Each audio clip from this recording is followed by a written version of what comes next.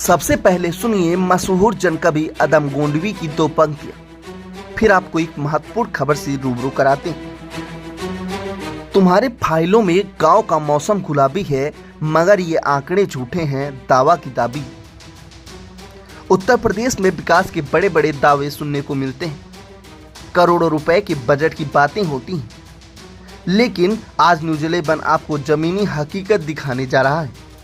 एक ऐसा गांव जो पिछले 23 साल से सड़क जैसी बुनियादी सुविधा के लिए तरस रहा है।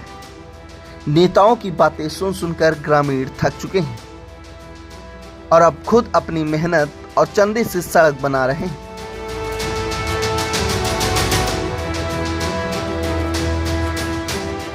ये गोंडा जिले के पंडेरी कृपाल विकासखंड का मिसरौलिया कानून गो गांव है, जहां सड़क का सपना पूरा करने के लिए अब ग्रामीण खुद जेसीबी मशीन मंगवाकर सड़क बना रहे हैं।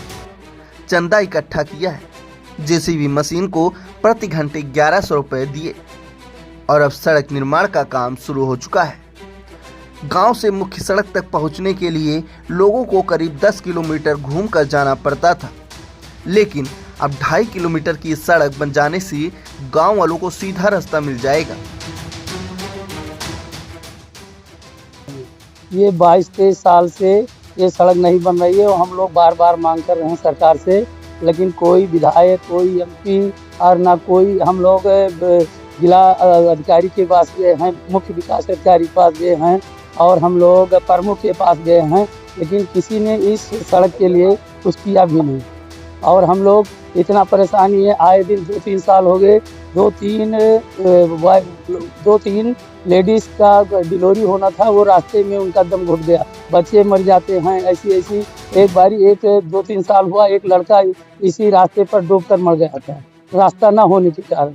और बरसात में तो एकदम से इसमें तैर के जाते हैं, बच्चों को पीठ पे लाद के तब निकलते हैं हम लोग। इतनी परेशानी की समस्या हम लोग करके तब हम लोग विचार बनाया गया कि हम लोग चंदा करके, इकट्ठा करके, जो जैसा व्यक्ति है, जैसे किसी के पास कम है, किसी के पास ज़्यादा है, सब लोग इकट्ठा करके पंचायत करके पैसा इकट्ठा करके और जेसीबी चलवा रहे हैं और उनका पैसा दे रहे हैं और काम हो रहा है।